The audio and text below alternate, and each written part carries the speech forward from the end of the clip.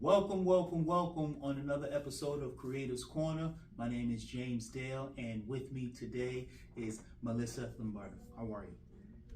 Very good, thank you. Thank you very much for having me. I'm honored to be here Thanks today. for answering the call. Melissa Lombardo is a survivor who thrives as a trauma-sensitive, encouraging, motivational speaker who's a CT state-certified sexual assault crisis advocate. After founding, writing, Write, Heal, Thrive, LLC, and online SD Healing Shop, Melissa published a book and a performance piece titled Hurt, Healing, and Hope, Thriving Beyond Sexual Assault, and a journal companion, Write, Heal, Thrive, a transformative journal experience. Melissa knows firsthand the silence surrounding the topic of sexual violence. It was through the support of her friends and family that she took the path of vulnerability to speak out and support the healing journey of others who have faced or currently facing their own trauma. A portion of her book sales will be beneficial to the rape crisis centers. So, Melissa, may I ask, what trauma did you overcome and what prompted you to get the strength to motivate others? When I was a college student in my 20s, I was sexually assaulted, and at that time I was too afraid and I was threatened and I didn't speak about it. It was something that changed my perspective on life at that time, and I went very deep into myself. I went into a depression, and I ended up finally telling someone what happened to me, and that person suggested I go to counseling. And they actually brought me to the same rape crisis center that is benefiting from book donations as well. I started going to counseling, and the counselor at the time, she encouraged me to write. She gave me writing prompts, and she said it might be a good avenue for me for healing. So I started writing. I started writing in a journal. I started writing about my own hurt, my own healing, and my hope for the future. As time went on, I ended up traveling the world. I left the country to live abroad for many years. And it was when I came back that I wanted to use those writings to help others heal as well. I realized that I hadn't really healed like I thought I had, and I really wanted to heal this time for real. And as I started to doing that, I really also wanted to help others who are in the same process. So if there's somebody going through the same type of trauma from sexual violence, and I want to give them also the same hope that healing is possible. That's a mouthful. That is first and foremost, sorry for your traumatic experience, and I want to know, is there a statute of limitation on those kind of crimes? So there is, and I know that I had looked into that. That was a question of mine many years later, within the last couple of years. I ended up joining a writers group, and I ended up becoming a sexual assault crisis advocate for the state of Connecticut. And it was during that time when I was going through the advocate training, and that we talked about the statute of limitations. And I thought long and hard if that's something that I wanted to do many years later, because it was within the same time period. However, I chose not to. I didn't want to open up that, because for me what was most important was taking back control of a situation that I didn't have control over, and was being able to move forward in the way that was right for me. All people that go through a trauma, in sexual assault, for example, being one of the traumas that I most talk about, we all have different healing processes. We all have different ways that we heal. Healing's not linear, and I think everybody processes it and moves forward in the way that's right for them, and as it should be for any trauma. And so in this case, for me, I decided that wasn't the way I wanted to move forward, that I wanted to do something that was going to hopefully positively impact my own healing and my own thriving. And I started thinking about, how can I make a difference to others? I actually went back into my old journal entries, and I started to group them together into what is today Hurt, Healing, and Hope, Thriving Beyond Sexual Assault. That's this one right here? Yes. Okay. And so that for me was very important in fact, more important than trying to, go back and finding this person that, I wouldn't know where to start, and I didn't want to. I really wanted to just, heal and move forward and support others. I started thinking about, how can I, find that one person that might benefit by something that I have to say. And, as I started going through the publishing journey, I started thinking, I want to, help someone. I want to do something that's going to impact the world in a positive way. And as I started going through that process, publishing actually became synonymous with healing. Publishing, and I self-published, so I formed Write, Heal, Thrive as an imprint to publish. I was involved in all aspects of the publishing process, and it became a way for me to take back control of the narrative that was lost on me when I was in my 20s. And as I started going through that process, I was originally just going to publish, for me, but now I thought I want to publish and I want to find that one person. Where is that person? I don't know. And I started learning how to find my own voice. The word rape wasn't something that I can say before, and it was through this process of reading other authors who wrote about sexual assault and wrote about healing.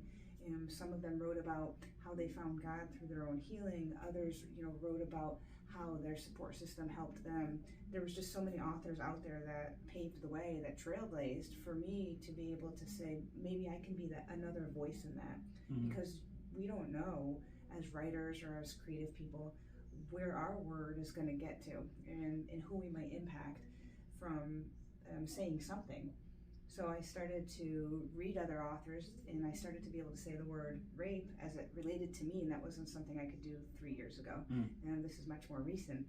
And then I started to use my own voice, and it was through that I think I started to feel that I can actually thrive. So the title was actually, prior to that, the title was Hurt, Healing, and Hope, in the aftermath of rape and sexual assault, which is a very strong title. And as I started going through the publishing process, I said, well, I think I'm thriving. I don't think it's the aftermath anymore for me. And I changed the title to reflect that new part of me. And then I started thinking about the journal. Since journaling has been helpful for me, I thought it might be helpful for others who are looking for a new avenue of healing. So actually in the same book, which is a performance piece, you can read it to yourself, you can read it out loud, you can get a group of friends together, you can get licensing rights from me that will benefit the same crisis center, and you can perform it at a college or a community theater. And then at the end, there's a journal component where you can write your own hurt, healing, and hope, and think to yourself, where might this fit in with Melissa's book? How might my monologue or my interwoven monologue or my poem fit in with what Melissa wrote about? And it's really an advocacy education tool. There's a possibility for reading discussion questions at the end. There's performance note guide as well. There's a list of resources, because this is a topic that happens to anybody. And unfortunately, sexual assault knows no boundaries. Any color, any culture, no color, and people are, unfortunately, women are disproportionately affected by it. People of color, and people who maybe identify as trans or gay or lesbian. There are so many different groups that are affected by it, and I think it's just really important that it's a topic that we could talk about. So I'm just really honored that I'm able to talk about it here, and that you have me on the show, because I think sometimes, before, when people would ask me what I'm writing about, oh, I'm writing about sexual assault as it pertains to me. And suddenly the conversation would just kind of stop. Oh, right. Okay, that's nice. Nobody knows how to respond. And I wanted to make it into a topic that you can talk about at breakfast, at lunch, instead of it being a bad word. That's why you felt in the beginning that you couldn't really come out and say what happened to you, because society deifies people who are victims, and it all depends on your social and economic status whether they take you seriously. You mentioned that you have a journal, right? Any of the people that read your book have written any pieces and gave to you, will you ever think about having a collaborative effort for another version of Hurt, Healing, and Hope with different entries from different people who, you know, will be able to heal and have performance pieces to help somebody else to have that journey? Yes, without giving too much away, those are things on my mind all the time. Okay, okay, that's good. Yes. That's good. So no, so since I've published, or even during the publishing process, I've had friends and family and people I don't know share their experiences with me as it pertains to them, as it pertains to people that they know. I've had friends asking me how they can support their own family members, their own daughters. It's been shocking for me. So as an author and also as an advocate, the topic itself has incited a lot of conversation, and I've been hearing stories from people close to me, stories from people that come up to me at literary events or book fairs that talk to me about their experiences as well. And I think it's amazing the sense that, you know, just becoming that safe space and how it opens up others to have that same space. So that's going back to your what you were asking, is those type of things have made me think what comes next, and you know how wonderful it would be if others, you know, might want to share stories as well in a safe way.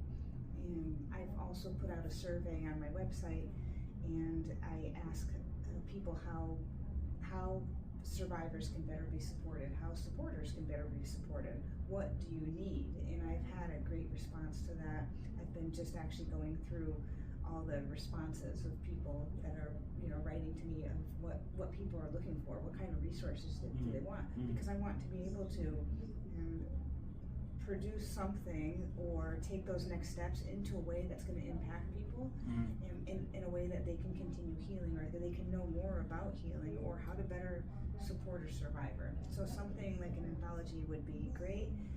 I was also thinking, you know, this was something that was written in large part when I was in my 20s. That was 20 years ago. And I was just thinking about, recently, you know, Hurt, Healing, and Hope 20 years later. And stories of, you know, what is it like for me, Melissa, now as a mother who raised a son abroad and who came back to the United States and realized as she saw things with her own eyes now as an adult that these things impacted her. I have a short story. I was taking a bus trip. I was actually on a bus. I fell asleep on the bus, and I woke up, and I was in a commuter parking lot when I woke up, and I looked around and I started to hyperventilate because I recognized this spot. I'm not smiling because I'm happy about it, but I recognized the spot. It was actually a half a mile away from where my experience had taken place. It was somewhere I hadn't been to in 20 years because I moved out of the United States. And now here I am on a bus, looking out the window, thinking, oh my gosh, I think I have some things I need to work on. I think I need to heal. I think I have to deal with some trauma. And actually that was one of those defining moments that pushed me forward to continue to heal, or to start healing in, you know, in a different way that wasn't going to affect me, you know, anymore, because I didn't want it to control me anymore. So I want to say that this is a gift, right? And the situation was a curse, but it's a gift for other people. It is something that helped you heal. And a lot of the times you mentioned poignantly that writing this book initially was just something for you, so you can get over your trauma, but it turned out to be something that is a gift to society. So God don't put us into any situation that we can't handle, and any situation that we can't learn from, and or any situation we can't teach other people once we grasp what our purpose is. And this is your purpose. Your purpose is to help other people come out of the caves, help people come out of their proverbial depressions, and help people to reach out to other people like them, and to have a community, and to smile again, to be whole again, because a lot of these traumatic situations, it takes from us and we are stuck in that moment. And if we don't deal with it and compartmentalize it, then just like you had an experience when you was even a half a mile away from the area that the trauma happened to you, you felt weighted, you felt sad, you felt helpless. You know what I mean? And if you didn't take the time to deal with your trauma, this wouldn't have come about. You wouldn't be the person that you're sitting in front of me now, and a whole bunch of other people out there wouldn't be on their journey of healing. So I applaud you for taking the time to know Melissa, taking the time to grow, and taking the time to reach out to other people so they can heal too. So this is very important. This is a God gift, and I thank you for making that journey, making that leap of faith, taking that leap of faith. I had an experience at my job, and I was telling one of the girls I work with, I said, I sometimes wonder how I keep going forward with this. There are moments where I can't do it. Mm-hmm. I mean, I was crying quite a bit in the months up to publishing. I had a lot of migraines. Mm-hmm. I wasn't sleeping well. Mm-hmm. I had a few triggers and flashbacks, and after somebody would share their experience with me, I would have to kind of hold myself up and, just kind of be small again. And, Mm-hmm. But then something would happen, and a person would cross through my, life, or pass through, or say something, or I'd read something, and I remembered, this is why I'm doing it. Mm-hmm. And then it would happen all over again. And as I got closer to publishing, it would happen every few days. I'm not publishing, can't do this. And then something would happen. Okay, I'm gonna keep doing it. Nope, can't do this, can't do this. I mean, it went back and forth like that for months. Right. And I looked up and I'm like, what's going on? Why me? So I was telling this to this girl soon after I published, because my migraines actually improved. Mm-hmm. I started sleeping better, and I said, I don't know. I said, it's just, there were moments that I just couldn't. But then something would happen, and it reminded me of this is why. And she said to me, and this were her exact words, she said, Melissa, God is using you as an instrument. Yes. You are His tool. He's using your hands, and that's what, that's what she said. And I started, just at that moment, I just started tearing up, and my arms got all these goosebumps. And I said, that's exactly what it is. It was just such a moment for me. There was no other explanation. That was it. When she said it, it just, yes. That's exactly what it is, because I don't know if I would have been able to do it otherwise, because it was that hard. It was gut-wrenching. Oh my gosh, this is going to publish in a month. Oh my gosh, it's going to publish in 3 weeks, 2 weeks. I can't do this. And then somebody would tell me something. Something would happen. Okay, I'm going to keep going. And then it would happen again. It was just, I'm sorry, I repeated that part, but it was just, it's still one of those moments in life that when you know why you're doing what you're doing, and that's exactly what the reason was. Purpose. The old saying is, you have two breaths, births.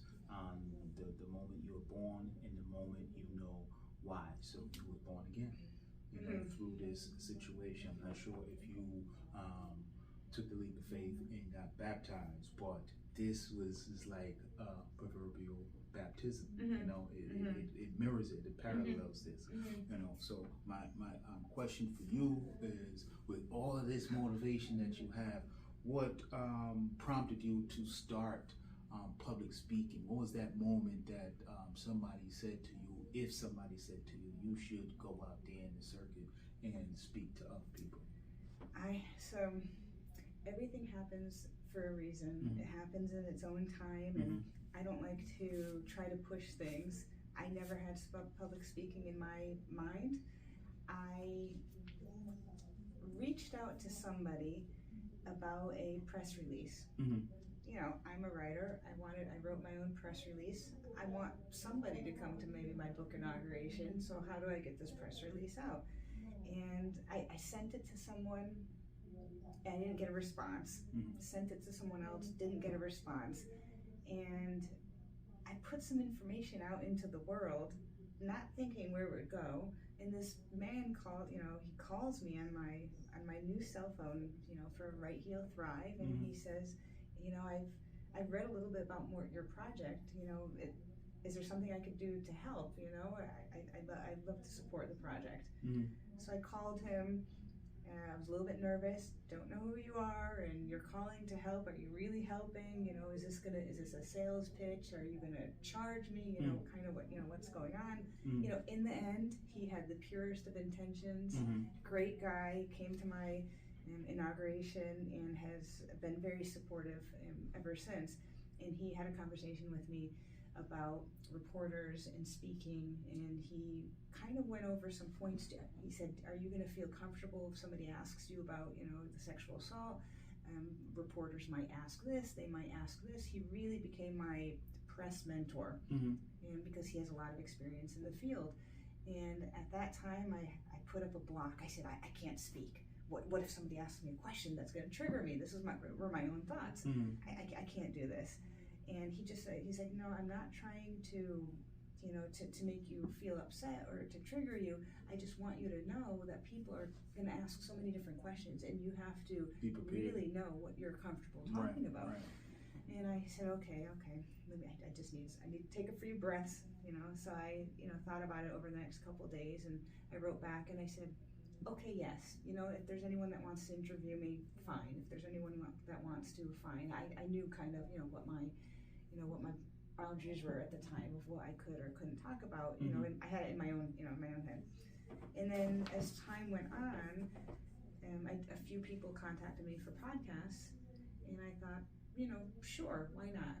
And now as time has continued to go on, I've listened and researched a little bit more about podcasts because I realized that I want to make sure that we're in line. I want to be with someone who is going to be caring, or that, really does want to know the story, and that, that the way that they speak is going to be a way that, I can also hear it, because it should be a win-win. So I started getting a little bit more comfortable with that. And over the same period of time, I started thinking, how do I find that one person that might be able to heal from something I said? I don't know. So I need to get that message out as much as possible. Speak to everybody. And speak to everyone, because there might be one person in that audience that is listening that might hear me say, you can, because as a survivor, you can, or you got this. Those are some of the things I like to say, because those might be the words, but I don't know. So if I lost my voice at a period of time, I've got it back now, and I'm not going to let that past trauma stop me from connecting to others who may be able to heal based on something that I say. And it's not as Melissa is being egotistical, somebody's going to heal for me. It is, I want to get that word out because I don't know if I can make a positive impact for someone. Because I think we're in this world to make maybe the load lighter for someone else. Right. And if there's something I can do, that helps that, why not? And I never thought I'd be a public speaker, ever. I never thought I'd be on as many podcasts as I've been on. But at the same time, it gets the message out to people that might need to hear it. And maybe they're not going to heal right away, but maybe in the future, like me, they're going to remember there was that one person that wrote that book. I don't remember the names of the authors that I read about healing from sexual assault. I remember some of them, but I don't remember. I had piles of books. There was 20 of them. And I had to cover them with a towel in my room because I couldn't look at the titles at the time. So some of them I couldn't even actually read because I wasn't ready yet, but I had them. I took them out from the library. I bought them online. I had them there. Those people, those authors, impacted me because something made me get that title, even if I couldn't take that next step. So just knowing that somebody did that was, for me, inspiring. So maybe that can help someone else. So I think speaking is a good way to hopefully reach people that might be able to hear something. I don't know. Help them cope as a coping mechanism. Help people talk them off the ledge, so to speak. What agencies normally contact you to speak at their facility, or is it just random people that happens to see your book at a book signing event, or see a post on social media and just contact you based off the information that you put out there?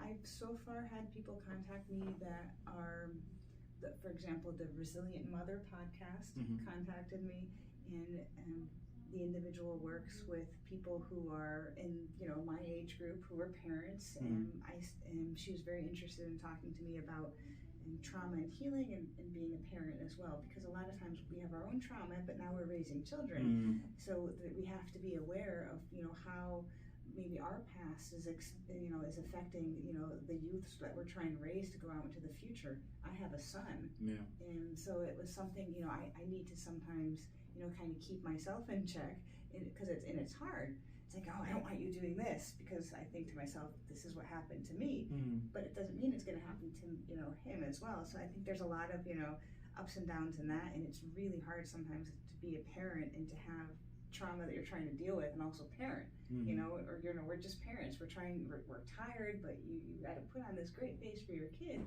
because whatever happened to you that day, shouldn't affect them. Right. So I think there's just that type of podcast I think was really important for me. I also a life coach reached out to me, and I had a great conversation with her. I've spoken to high school groups, and as a survivor, but also as an advocate, to be able to pair those things well, because I was a student when I was 18, 19, 20. I was in a relationship that was manipulative. There was control. I was later stalked, and then, years later I was sexually assaulted. So I think there's a lot that, me now as an adult can offer to that younger generation of what to look out for. Exactly, what to look out for. So that was really important. I'll be featured with Take Back the Night Foundation, and that's geared towards college campuses, and Right Heal Thrive and myself, we are members of the Take Back the Night Foundation as well. So I'll be featured with them as well. There's a local university that I won't say the name quite yet, but coming up that I'll be speaking on campus as well. Okay. So I have, those are different groups. That's cool. And out of all the people that you speak with, how many of them you go out and they go out and talk to other people about their traumas? Who do you motivate to take on the same steps that you have taken? I think the most recent person that comes to mind is somebody that I've met before. She is from Canada, lives in Canada. She works with domestic violence victims, and there's a lot of similarities. For example, mental health and domestic violence. A lot of times there's also sexual violence involved, and I received a great comment from her about just how important this type of work is. And so I think that reaching somebody like her. I've also been able to go to a few different mental health, clinics within Connecticut, and have tours and donate books to their libraries as well. And because of the substance abuse, that sometimes goes hand in hand with different types of trauma. So I think those. I don't think I answered your question, but kind of took it on to a different. No, you did. You said the lady from Canada yes. is the one person that you motivated. Yeah, that was motivated, and I also think. There's another, good friend of mine that wanted support of helping, his daughter, and then there's actually another woman I know who's older, and a family member, a younger family member of hers, also had experienced sexual assault, and both of them have my book, and both of them actually invited me to a meal so we can talk about how they can best support their family members. And so I think in a sense, the book was a platform for them to take next steps and feel comfortable of, I know this person, let me see if I can talk to her, because I want to be able to talk to this other survivor. So I've been supporting, and those are just a few cases, but I've been supporting also relatives of the younger generation who want to be able to support the younger generation, to take it to the next level. Okay. Do you often speak with just people who is dealing with trauma, or do you just go out and just try to motivate people just for motivational sake? A lot of times I will let the conversations happen naturally, but I always like to bring up some of the things I do because it's an opener, because you don't know who might be able to talk about it and who might not be ready yet. But like I said, just the fact that somebody knows that it's out there, I think that's important. So I think that's one aspect. I'm working on a training with my husband for next year.